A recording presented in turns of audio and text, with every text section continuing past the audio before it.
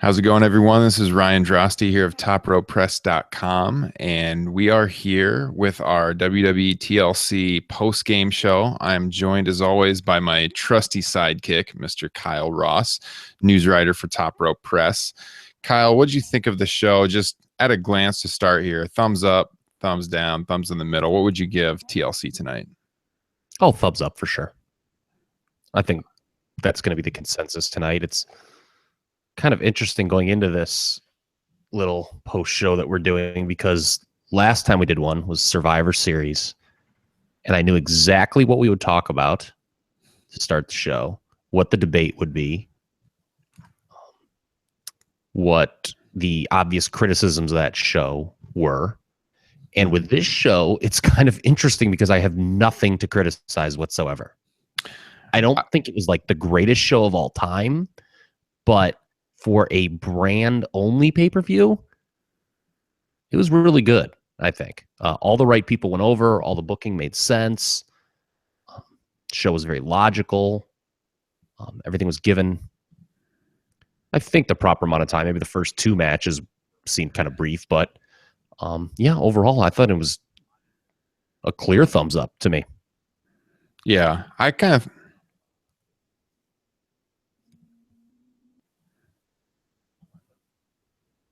Yeah, I thought the same thing. I thought watching the show, I was pretty pleased with the show, and I was kind of surprised. I guess going in, I thought it was going to be a good show, but overall, there's a couple down points. I took some notes here throughout, but overall, I thought it was very, very good, especially like you said for a brand-specific show. I thought the main event was unbelievable, great main event, and some stuff I really liked throughout. So we're just going to kind of go through, like we do with the Survivor Series post show, kind of give our thoughts on the matches, the direction the SmackDown brand is headed as we work our way into WrestleMania season. So I don't know, Kyle, if you saw the pre-show or not. I did not. I missed that. I was racing home from a very up and down 4 o'clock set of NFL games for yours truly. It was... Yeah, go ahead. Sorry. The one Tampa Bay Bucks fan living in the Cleveland area will probably never set foot in the Winking Lizard here locally in Lakewood again after the treatment to our table game. I actually kind of feel bad in retrospect. I'm a horrible human being, but I've just been very angry over the last month or so. Well, the Indians and the Cubs, right? Well, that's, it's kind of 5th or 6th now on the list, but there's some more severe things that have gotten me going. But yeah, this poor guy, there's like one random Tampa Bay Bucks fan. It's one of those bars, they have this Sunday ticket, so you watch all the games, and it's kind of the place where all non-Browns fans go to watch their team, which I enjoy. It's why I go there. But I was rooting vociferously for San Diego today, who I had -3.5, and like San Diego is so apt to do, they gagged the game away in the second half. And I kind of let this one go. I got to tell you, as a Bears fan, I also was not very happy today. Even though they won, I was not very pleased that in the suck bowl between the Bears and the 49ers, we had to win by 20 points and ruin our chances of moving up in the draft. Yeah. Oh, okay. That's true. That's one way to look at it. Yeah, I was going to say you were upset. I was going to say it was like easily their best game of the year. But yeah, I was... maybe not as upset as that one poor Tampa Bay guy. He got the hell out of there because I was like just loudly just screaming like, why would anyone be cheering for Tampa Bay here right now and stuff. So, but happier times were ahead.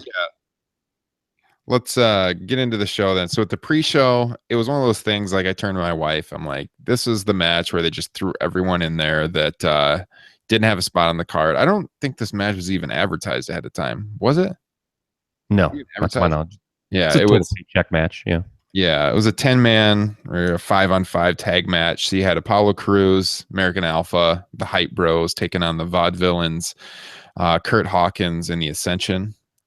Not much to talk about there. Not much of a match. American Alpha was the team that got the fall, though, right? I think I read. Yeah. Okay, well, at least that's good. At least they're still, not giving up on them. Yeah. So we had that. You were a little verklempt at the end of SmackDown. I saw you sent out a tweet. You seemed a little perturbed with the treatment of American Alpha in that main event. Yeah, we talked about that on the podcast in the last couple of months, and we knew that they were kind of holding off American Alpha. Like it seemed like they didn't want to give them the belts too soon. And so they came in and they were pretty hot with the crowd. The crowd was definitely into them.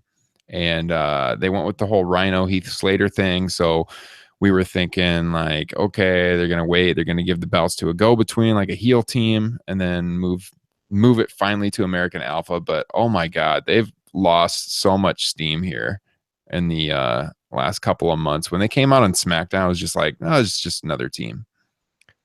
Yeah, it speaks to there's a bit of a disconnect between NXT and the main roster. This is not breaking news by any stretch of the imagination. Yeah. But they're cold right now, and they're not necessarily as over as I think they should be. If I'm a guy who had never watched NXT and I see American Alpha come out now, not to be rude, but I'm kind of like, it's these two tools with a towel. It's kind of like, I mean, seriously, I have seen them in NXT, obviously, and I think they're a very talented team. Yeah. I hope that the long view in the SmackDown tag division is them getting the titles, but they've done kind of the right things on paper with them. I mean, they put them over in commentary. They don't say anything stupid about them. But, even in the Survivor Series match, they had the Raw teams, kind of say nice things about them, which clearly indicates that creative has plans for moving forward. But something's missing right now. And I was thinking about it. And here's a name I'll throw out, a couple names I'll throw out from the past. Remember when Furnace and Crawford got brought into WWE in 97? Mm-hmm. Or late 96. It was the Survivor Series. They put them over in that first match. They looked good. They had good matches with Owen and Davey. Everything seemed right on paper, but it never really clicked, even though they were a very good team. And they were nowhere near as effective in WWE as they were in Japan. But I kind of feel that's where we're at with American Alpha right now. Everyone respects them. They're like, oh, okay, this is a good team, good wrestlers, but there's just nothing to them right now. Yeah. So I have no problem actually with the fact that they lost on Tuesday and they are where they are right now. Well, that leads right into the first match of the pay-per-view show, because it was Bray Wyatt and Randy Orton taking on Rhino and Slater for the tag belts. And I didn't write a whole lot of notes down on this match. Obviously, we've got the Wyatt team going over, and Bray Wyatt finally getting some gold here in WWE. But it was a decent match. I think I gave it about 3.25 stars. Good way to open the show. Solid match. The crowd was definitely into. I guess I think it does freshen up Orton, putting him with the Wyatts. I am kind of a fan of it now, and I'm interested to see where this goes. The crowd liked it, so yeah. I think the most notable thing of this match, and it was quick. I think it only went like 6 minutes. I did. Kind of shocking how short it was, to be honest. Yeah. But I think the big story here was the crowd clearly believed, correctly so, that Wyatt and Orton were going over. I think everyone anticipated title change here. They weren't going to put Wyatt and Orton in this position if they weren't going over, which is why I was not surprised Tuesday either. Slater and Rhino, it's funny. It felt like, all right, you could justify them being the first champs because they had a bit of a hot hand initially, but they really didn't do anything with them. They just became kind of a lower level comedy type team, but they had no real feuds once they were the champions, and the skits kind of went away. So this was the right decision. And to your point about Orton, everyone at first kind of rolled their eyes, and I was probably in that crowd too. It's like, oh, this is obvious. He's just swerving him. He's going to turn on the Wyatts in a couple weeks. But kudos to the creative for kind of stretching this out, because it does kind of freshen Randy Orton up. I mean, if they were just to do a brief, 2 or 3 week swerve that everyone saw coming, that does nothing for anyone involved. So, I'd like to see them stretch this out. I think it gives the tag team title some credibility. And I was actually shocked that this was the first time Bray Wyatt has won a title in WWE. We could do a whole show on Bray Wyatt and how badly he's been misused over the years. I was a Well, huge Bray Wyatt fan when he first came in, and his act has gotten stale in the last year, no doubt about it. And that's why I like the whole thing with Randy Orton. It's freshening it up a little bit. But yeah, it is mind blowing that he hasn't had gold in the entire run. He's been there several years now. well, it's funny now, during the first brand extension, I think, wasn't there like a time when I forgot who it was? There was like one guy who was the only guy on the roster who had never held a title of some kind. I can't remember who it was, but I mean, now, I mean, they're gonna, you're gonna have more guys winning titles, but I guess it's not that big of a surprise. It's just, and with Wyatt, we've mentioned this before. He's just that guy on the heel side that is always kind of losing the big feud. So it's nice to see. I mean, this is a good spot for him and Orton right now. And I kind of liked the stuff they teased with Luke Harper here, who, they'd kind of subtly been doing the seeds of distrust between him and Orton, which is a good thing. And him and Orton now are kind of on the same page. So, this is going well. And what do you do now as far as contenders for the Wyatts? Well, I was wondering about American Alpha. The minute they won, I figured that's the logical feud. Yeah, I would agree. So I would agree with that. Yeah, we'll see where that goes. But yeah, it was a short match. Good match though, overall, I felt. Will Orton turn on Wyatt before WrestleMania? So you thinking that might be the WrestleMania match? Maybe. Yeah. But at the same time, I feel if they did that, that might get kind of lost in the Mania shuffle. Mm-hmm. Like, it almost seems that if they waited till after Mania, it could be a semi-main on a SmackDown pay-per-view, and it would feel a lot more important than being like the second match at WrestleMania. Yeah. Because with all these title matches and part-timers, there's not a lot of slots really on WrestleMania, as long as that show is. Oh, yeah. Yeah, with the brand split and everything, it's going to be packed top to bottom. And just kind of a non-title feud match just gets lost in the shuffle, I think. So I could see maybe them going into Mania as the tag team champions. Mm-hmm. I could see that. Yeah. Well, it'd be good. Bray Wyatt could use the long run to legitimize himself as a kind of a main event guy and someone maybe they could use in the title picture down the road. And they were cheered for winning too. I don't know if you picked up on that. Oh yeah. Yeah. The crowd loved it as they celebrated in the ring, queued up with the music perfectly, the way they reacted as the different lines in the song came up. I thought the whole scene was awesome. Yeah. I mean, it kind of goes back to what I said before. The crowd clearly anticipated a title change and they got it. So yeah.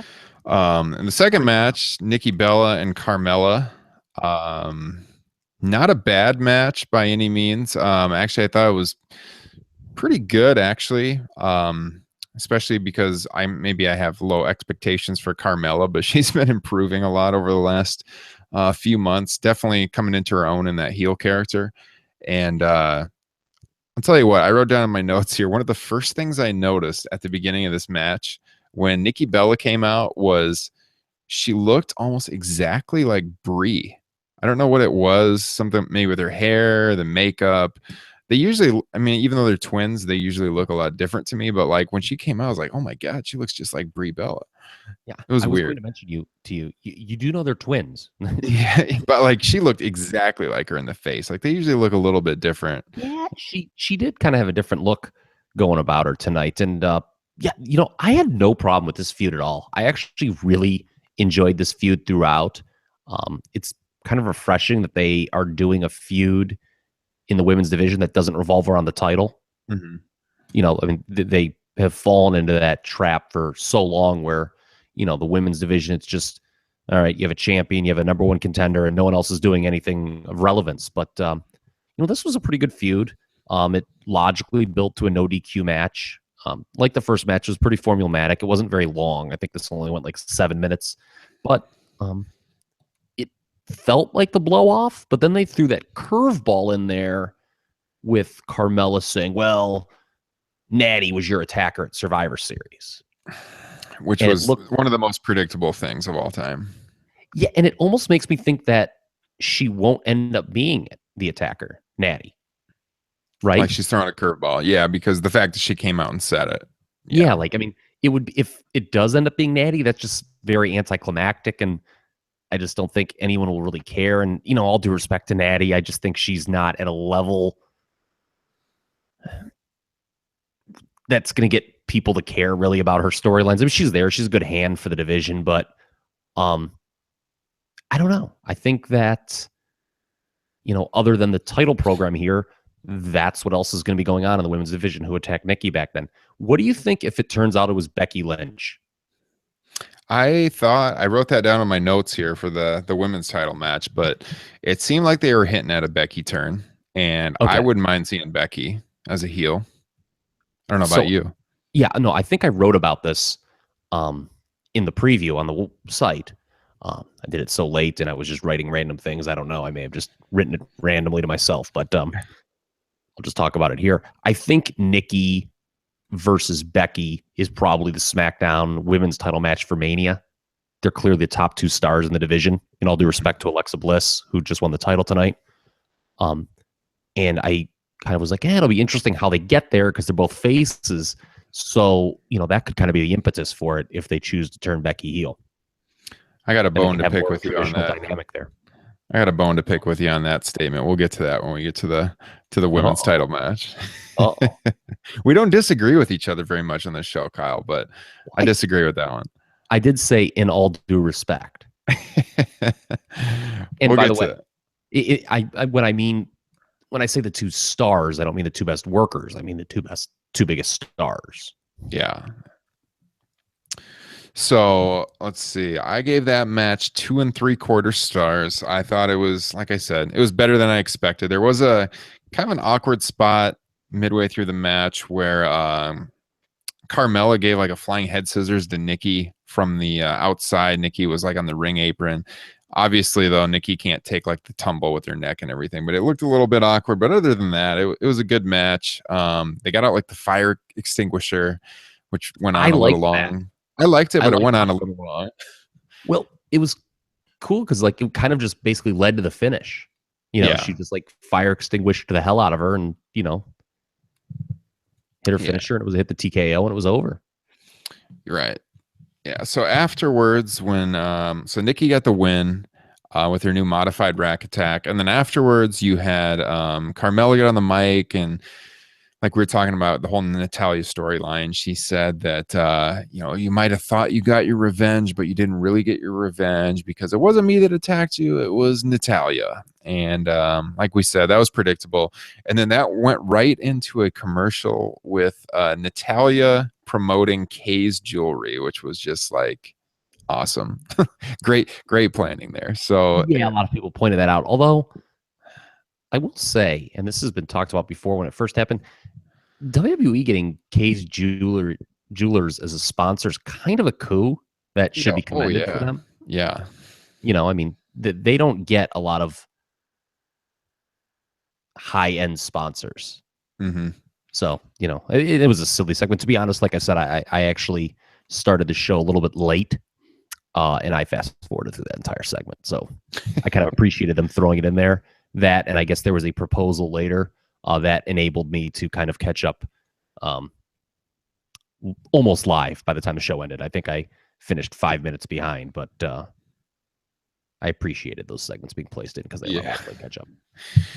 So let's see. Then we had the IC title ladder match. So this was kind of the start now of a string of matches that were all pretty good, save the Baron Corbin match, which we will get to. But I may have a bone to pick with you there. Yeah, there we go. I'm still not on the Baron Corbin bandwagon, Kyle. I know you're on it full bore. I might be leading it. You're leaving it? No, I'm leading it. Oh, yeah, you're definitely a leader in that regard. I just can't do it. But yeah, Miz and Ziggler, the Battle of Cleveland, your hometown boys, Kyle. It was a good match. Mm-hmm. Really good match. I gave this 4 stars. I wrote on a ton of stuff throughout. Yeah, I said one of the things I liked early on in the match was the history lesson from our good friend Mauro Ranallo. I did like the fact that he called out the first ladder match in WWE history was Brett and Shawn in 1992, because a lot of times history's been rewritten where it seems like Razor Shawn was like the first ladder match, even though Bret Hart's the guy that brought the ladder match to the WWE technically. So I Yep. did like that. Yeah, it was on the infamous Smack 'em Whack 'em Coliseum home videotape. Yep. The same tape that had Bret's first world title win on there, I believe, which happened in Saskatoon at like a house show taping, or it was a TV taping, but it was like before the television or something like that. Yeah, So that was weird. They did 2 title changes on live events that because the Ric Flair Randy Savage switch right before that also happened not on TV, right? the Ric Flair Randy Sapp, where let's see, this would have been when Savage lost it to Flair. Yeah, when Razor Ramon Yeah. interfered. Yeah, I It think was like so. the same You're deal. right. Yeah. And Vince McMahon, and if I don't know if you remember the story of that, and we're getting way off course here, but like Vince McMahon actually like hated the first match they did and just like came down and stopped it, and like they did this angle that wasn't an angle where he's like they're gonna come out and restart later because Vince actually hated the match they were doing. Mm-hmm. That's right. I have heard that one. Yeah, but yeah, Smack 'em Yeah. Whack 'em is I believe where you can find that very first ladder match between Shawn and Bret. It's very different from the Shawn Razor match, and that there's no big spots whatsoever. No. Yeah, it's a technical match that happens to have a ladder in it. So Yeah. points to Mauro Ranallo for calling that one out, though. I like that. So Yeah, I so wrote that in my notes, but Morrow often tries too hard, but that was a nice tidbit that he threw in there because it was Yeah. accurate. so overall it was a really good match. The Miz got the win. Throughout the match, a couple things I noted here. Okay, so there was he definitely should have. There was a point in the match where Ziggler had like wedged the ladder between the middle ropes, and he did this kind of like springboard out the ladder elbow drop. And like the announcers went crazy. And JBL, I wrote this in my notes. He said, reminiscent of HBK flying through the air with grace. And I'm thinking like he jumped from like 4 feet in the air. Like normally when he does the elbow, he's coming off the top, right? Yeah. I mean, he was lower than that. It was just kind of like odd. I noted that when I was watching, like, oh my God, it's just like Shawn. And I'm like, what? When Shawn came off the ladder, it was the ladder set up in the corner. He climbed all the way to the top and came out with a splash. It was nothing like that at all. If there was one negative on this show, it was the announcing. Yeah. Well, JBL is terrible. I don't know what they're doing with the 4-man booth still. If I was Morrow, I'd be nervous every time Tom Phillips is trotted out there. Yeah. He's the classic, like Vince McMahon, stereotypical white guy, plain looking, likes to have him out there. Younger guy. Yes. Basically Vince in the early 1980s. Yeah, I got nothing against Tom Phillips for the record, but he's got to be out there for a reason, right?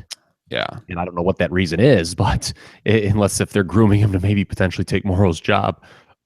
And Otunga's, of course, horrific, but I've enjoyed every match Miz and Ziggler have had, though. I mean, I think they've all kind of been in this 3 3/4, 4-star range. Obviously, the best one was the No Mercy match. I think that one was like 4.5. More like that was the one who stood out, the one that stood out the most. But every match has been good. You do get the feeling this was the last one, though. And as far as contenders for Miz goes, who is on that list right now, in your opinion? IC title contenders? Because they don't have a lot. The SmackDown brand does not have a large mid-card pool to choose from. I hate to say it, and this is 2 heels, but you got to think Baron Corbin's up on the list. Yeah, I just don't see them doing Miz Corbin, who's going to be like, Joe Blow WWE fans not going to get emotionally invested in that. I think Heath Slater, who's now no longer a tag team champion, might be an option for that as a guy who, can work a few matches with Miz. He's not going to get the title. Where do you go with Miz? Like, what is the Mania program? Are they really going to have Daniel Bryan work a match against Miz? God, they keep building it up. Yeah. During this match, he used like the Bryan kicks again, did the yes taunts. The announcers mentioned it again that he's mocking Daniel Bryan. So it sure seems like it, because why else keep working that angle? Yeah, and I mean, they've got to be careful. I mean, I think I noted when I did a SmackDown review, when they first started teasing stuff, I'm like, man, if they're not going to do Daniel Bryan versus Miz, they got to be really careful with this stuff, because they're clearly making people want to see that match. And they've kept going with it full blast, stronger and stronger every week. So, I mean, that's got to be the Mania match, right? Those two. It's Yeah. got to be. It Unless sure if seems Bryan like has somebody like wrestle for him, but that's kind of lame. it. Mm-hmm. Yeah, well, I thought Miz was great in this match. We've talked a lot about him on the podcast all year, and Miz has been one of the highlighted performers in WWE in 2016. Just the steps forward he's taken as a heel, the whole act with Maurice coming back's been great. Hit a great spot in this match where he put the figure 4 leg lock on around the ladder, which was awesome. I noted that myself. Yeah, he was getting cheers, by the way. Something else I noted. Yeah, I noticed that too. Just a little bit. Smarky segment of the crowd as well. This was in Dallas, if I'm not mistaken. Yes. Place was not sold out. I did notice some. They did have some of the upper deck seats blacked out. It was not the liveliest crowd, I thought, overall either.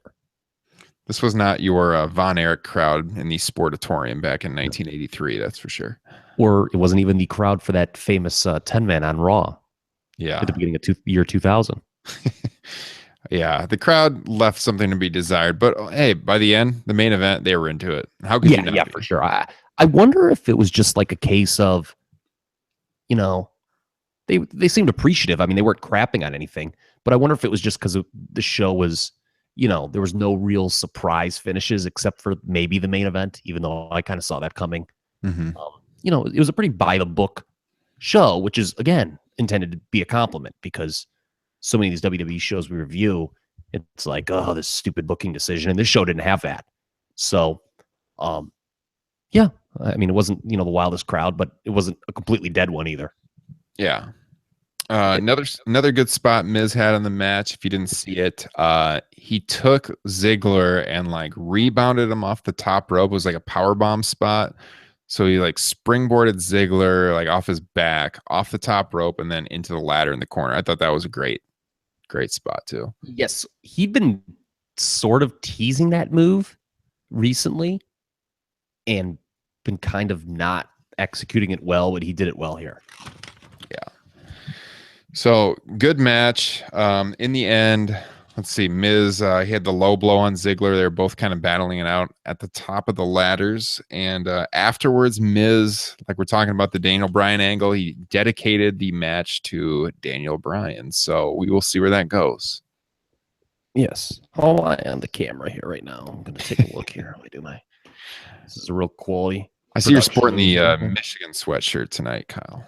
Yeah. Oh, that's another. You talk about reasons I'm angry. Don't get me started about that.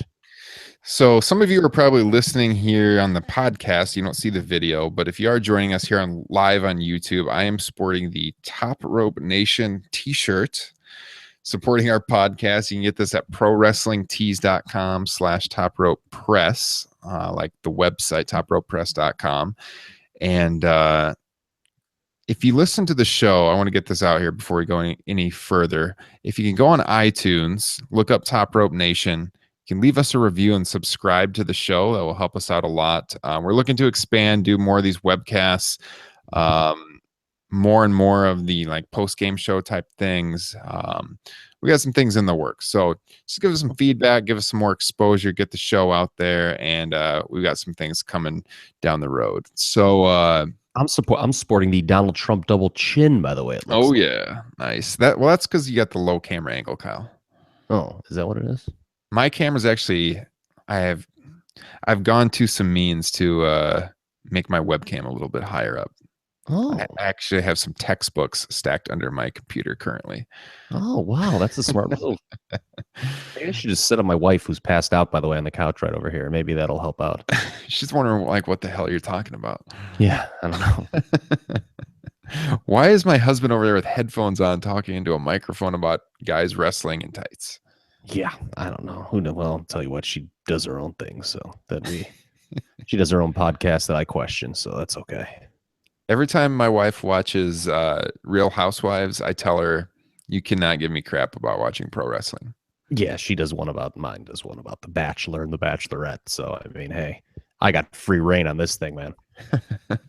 You better hope she's still sleeping over there because she hears you right now. You might be sleeping on the couch tonight, Kyle. It's all right.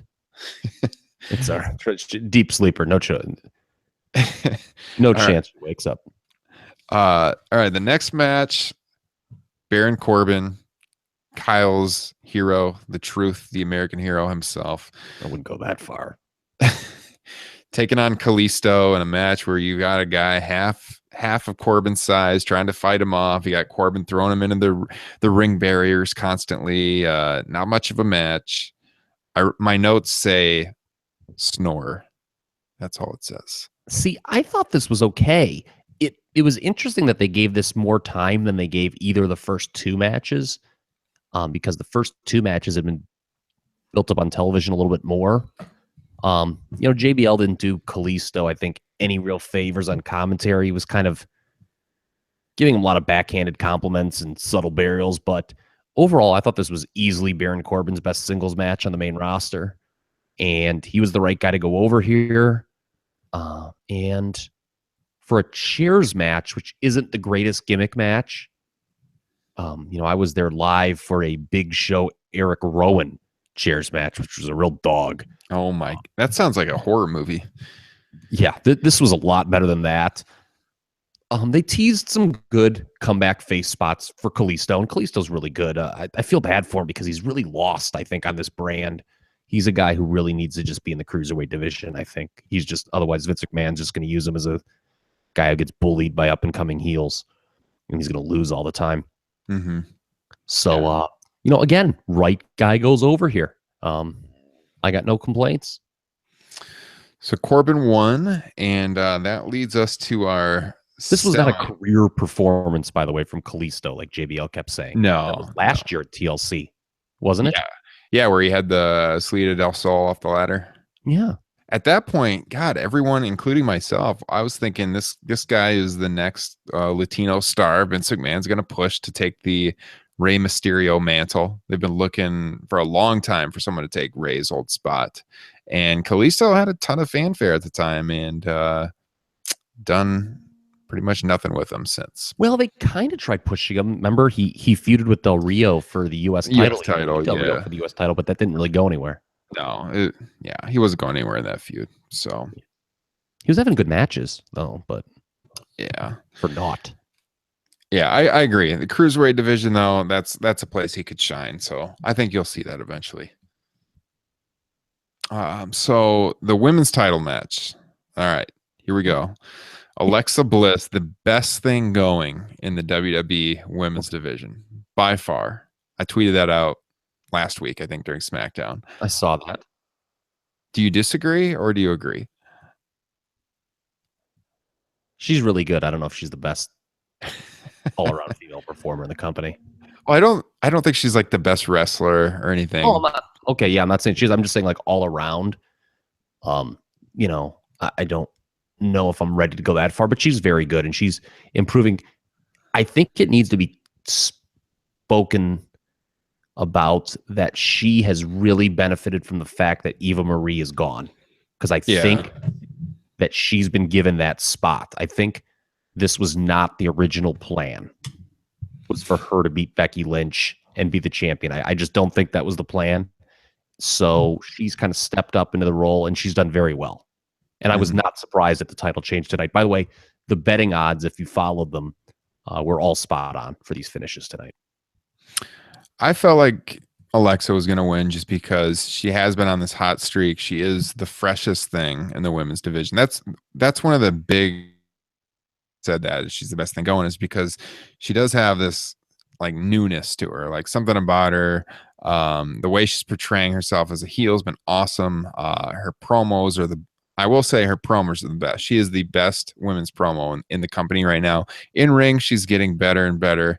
But I just feel like Charlotte, Sasha, Becky, they've kind of hit a rut, and it's just been getting a little bit old, lately. I don't think they're bad, but I think Alexa's something fresh and interesting, and that's why I think she's the Yeah, best I'll thing give you going. fresh. I don't think she's on the level of Sasha or Charlotte, but as an She's all better around on the mic than both of them, in my opinion.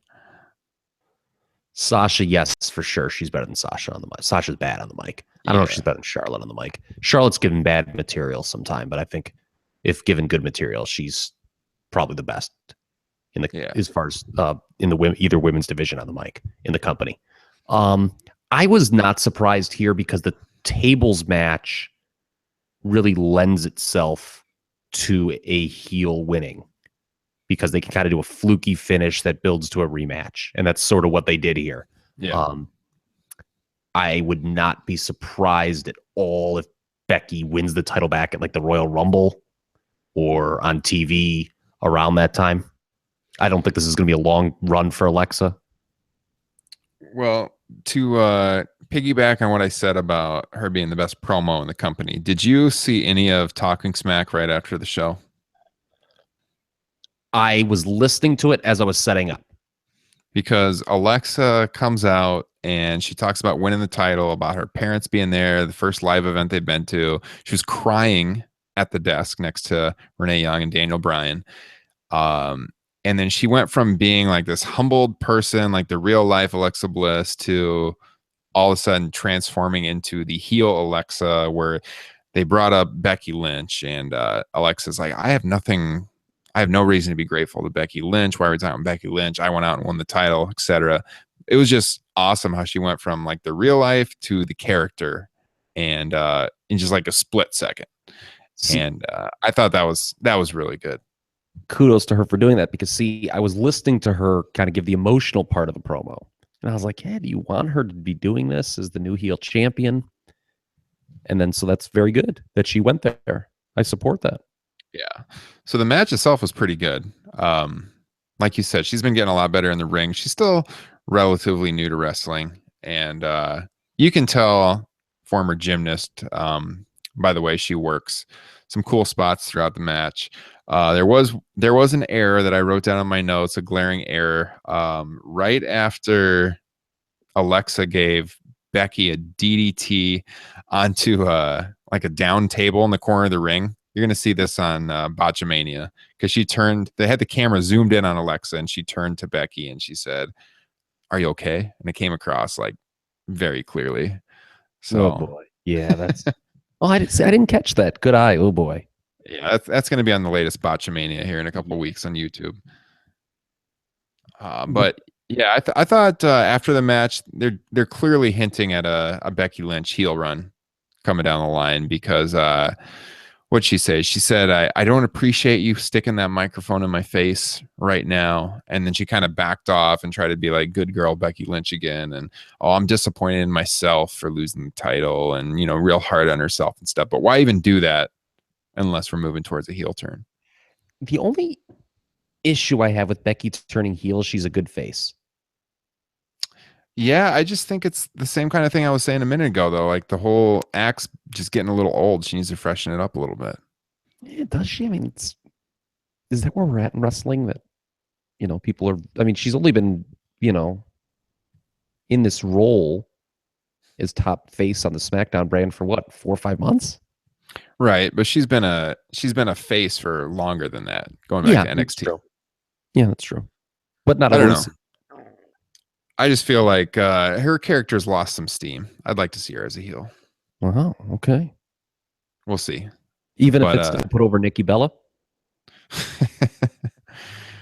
Yeah, because I don't see him. I don't see him turning Alexa face. So that would make Nikki Bella probably your top baby face if she turned. So I think, then wouldn't you imagine that the story they're going to tell is Nikki coming back from this surgery to win the title as a babyface?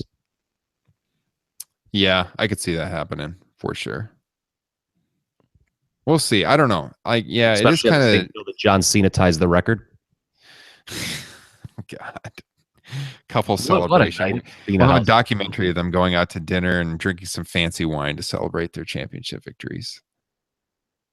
They might do more than that. If I was John Cena, I'd be looking to do more than that. I'll tell you that much. Than just drinking fancy wine. I'll tell you that much. Like making her sign a contract to move into your house again. Yeah, I'd be doing a lot more than making signing contracts too. That's a Total Divas reference. If you guys Yeah. don't watch Total Divas, John made Nikki sign a contract to move into his house. Apparently, that's part of the. Could be just the storyline on the show. A lot of that's scripted. So yeah, overall though, I was really happy with that match. I liked it. I was hoping, as I said on Twitter, I wanted Alexa to go over. She did. So we'll see what happens there with Becky then if she does turn heel moving forward. So I don't really like tables matches as a general rule. You know, I mentioned a minute ago, I don't really like the chairs matches. What do you think about that? Like I feel that there haven't been many great tables matches. The finish just always seems so anticlimactic. and the possibility, well, especially when you got men out there, of like accidentally breaking the table over the years. There's been numerous times where guys like they had to ignore that they like cracked through the table a little bit, or it is kind of a fluky match. Yeah. I felt like watching it, Alexa had to win because I'm thinking, how is she even going to go through a table? just with her size She and was stature. struggling to like pick them up, actually. Yeah, I wasn't sure how she could possibly, unless the table was really gimmicked, how she would go through the table. So That's a good yeah, point. she ended up winning. She power bombed Becky off the ring apron to the outside where they had a table set up near the entranceway. So that was your finish. And Kyle, after this match, I had to write it down. I usually don't write in my notes like promos or anything, Okay. but they had a promo for 205 Live, and that was interesting because they still advertise it as 205 Live, and it's still going to be after SmackDown this week, which was a colossal failure last week. Yes. Yes. Like virtually probably over half the arena left after SmackDown. And then if you flipped on the WWE network, you saw the Cruiserweight show and empty seats everywhere, virtually no atmosphere whatsoever, very quiet crowd. You would think the company would learn the lesson. Like, this is not going to work. Let's either tape before SmackDown and air it after SmackDown, or possibly have the show on live earlier before SmackDown. Why not? It's on the network. People can watch it on demand later on if you want to keep the live tag with it. But I thought it was interesting that they are being stubborn with this. You don't think it's going to last very long that they're going to keep the show live after SmackDown, because that was horrible last week. Yeah, I often guard against like 1 week knee jerk reactions, but I think it's pretty clear that there needs to be a knee jerk reaction after just 1 week. There's no way that they can continue to tape that show after SmackDown. Otherwise, everyone will just leave every week, and it's going to be really bad. Well, like last week, they were on the East Coast, and so the show goes till 10 p.m. Eastern time. Yeah. So everyone with their kids, they're not going to stick around for another hour show. They're heading home. That's what they did. So it's anyone that works for that company has to know that this is not going to work. Airing it after SmackDown, which is what people buy the tickets for, taping it after SmackDown. So I don't know. It was mind blowing to me when the promo first started. I didn't know if it said live or not. So I was watching, waiting for that closing screen. Like, did they remove the live part? Oh, sure enough, 205 Live, and they advertised it as after SmackDown again. So see how it goes this week. But that brought us to our main event, which this match has to be, at least I wouldn't give it the title as best match of the year in WWE, but probably in the running. That's my first reaction. I don't know what you thought right offhand, but I thought, I was texting some of my friends throughout the match that you guys are missing it if you're not watching it. This match was awesome, off the charts. I gave it 4.5 stars. Yeah, it was probably in that range. It definitely wasn't the best, but it was close. I mean, I could probably name at least 5 WWE matches that were better than this. Yeah, it wouldn't win, but it's in the running. Is what 4.5 stars usually means. 4.5, 4.25. I feel comfortable in that range for this. Yeah.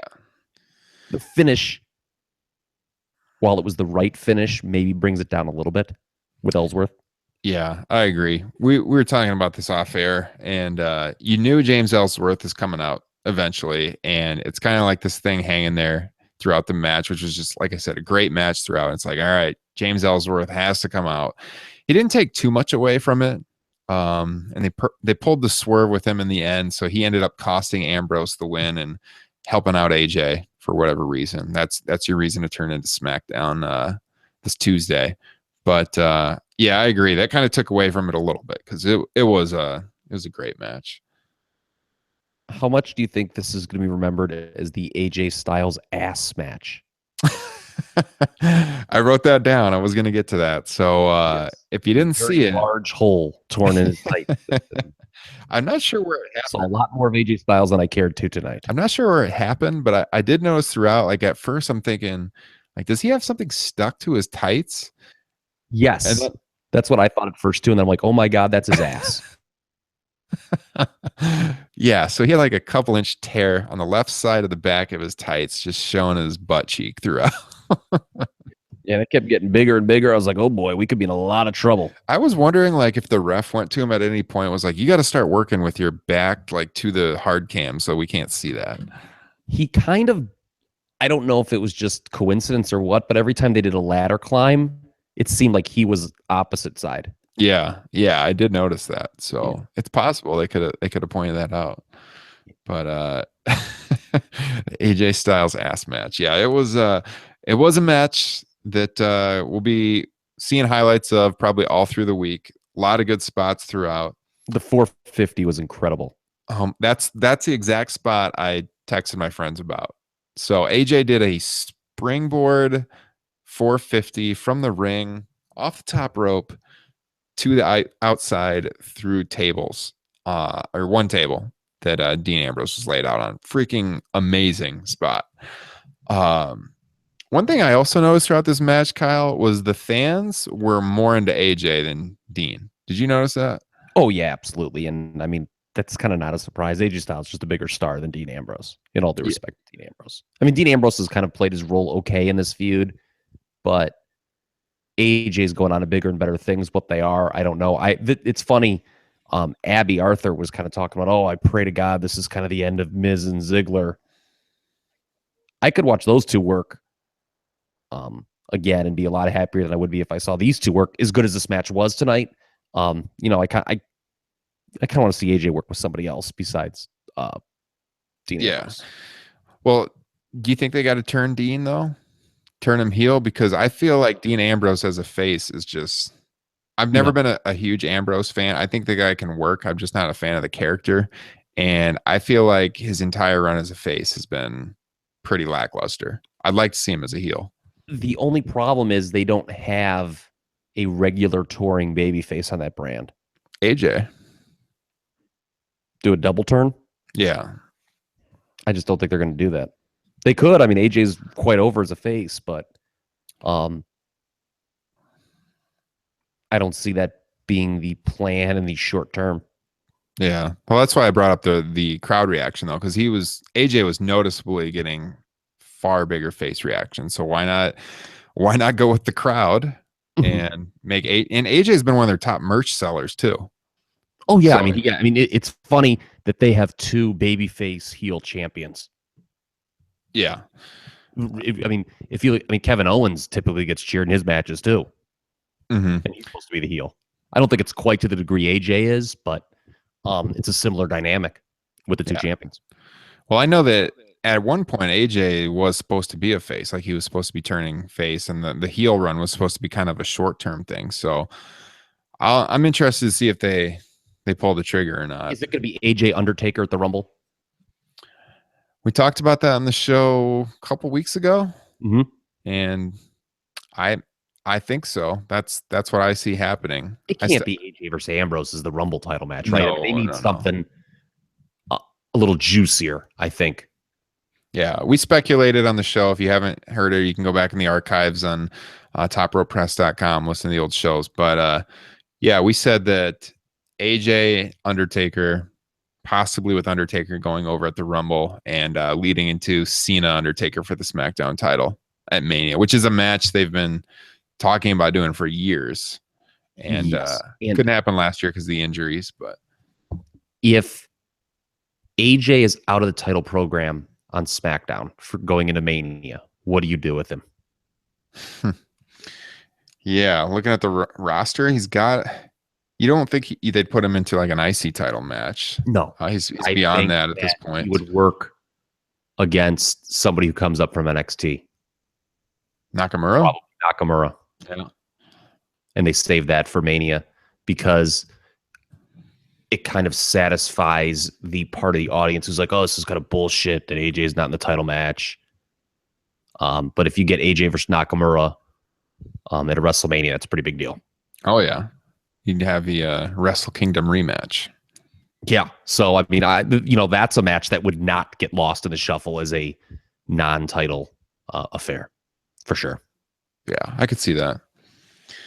So, let's see. Anything else you got in your notes on that match? I talked a lot about Turnham, double turn.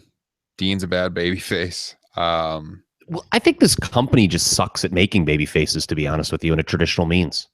That's the problem, though, is they suck at forcing the issue, and then they never go with the natural baby face who's organically getting the face crowd reaction. And which is why a lot of people don't have a problem with what they're doing with Bill Goldberg right now. It's funny that they're doing a pretty good job with him as a baby face, but they can't do it with anybody else. Yeah. Part of it is WWE TV kills you. When you're on every week, you just get overexposed and, in that role. Overexposed WWE? Yeah. With their television to cover. Yeah. 8 hours of TV here in the first 3 days of the week. Yeah. Actually, more than that, 9 hours if you count 205, and then you can make that 10 hours then with NXT on Wednesday. There used to be, though, when we all like, oh man, there's so much, but there used to be even more when it was, when WCW was around. Yeah. If you included all the syndicated programming. Mm-hmm.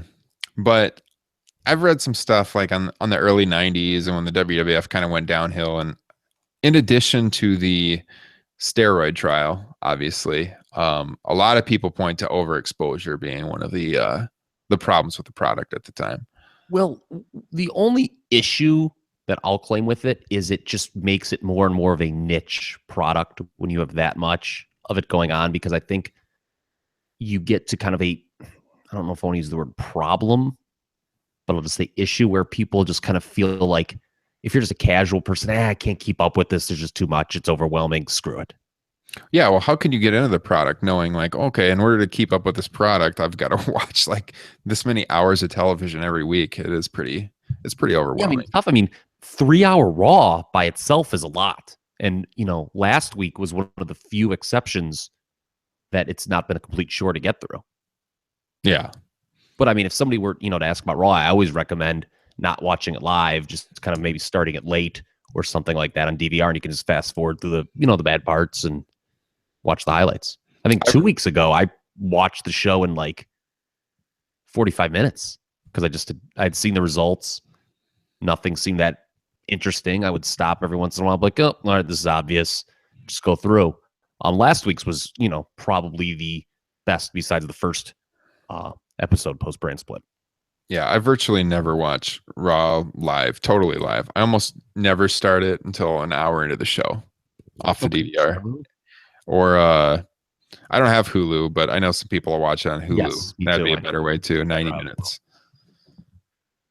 So yeah, overall though, top to bottom tonight, really good show. I'd recommend checking it out if you didn't see it. There really wasn't any the last stinker matches. Yeah, when was the last WWE show that like had no real obvious criticism to it? It's been a long time.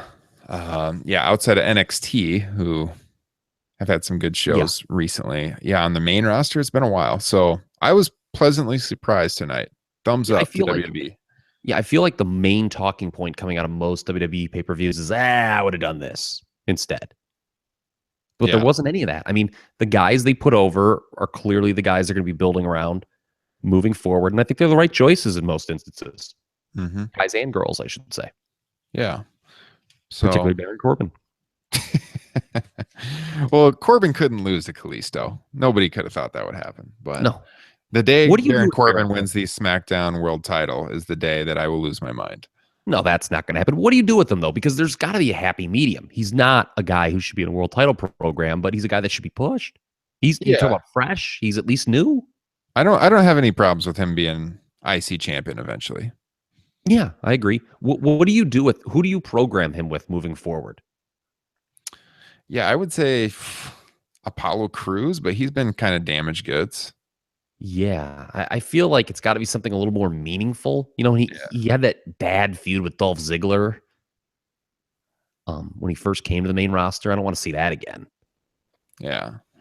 You know what Kane, Baron Corbin could remember? add something Didn't they do to? something with Kane Completely forgot about Kane being on. Yeah, I once? could see that. I mean, that would not be great matches. Kane has really slowed down. Yeah. He used to be a pretty serviceable big man, but his finest work is behind him, clearly. But I could see. How about this? Put Baron Corbin in the Wyatt family.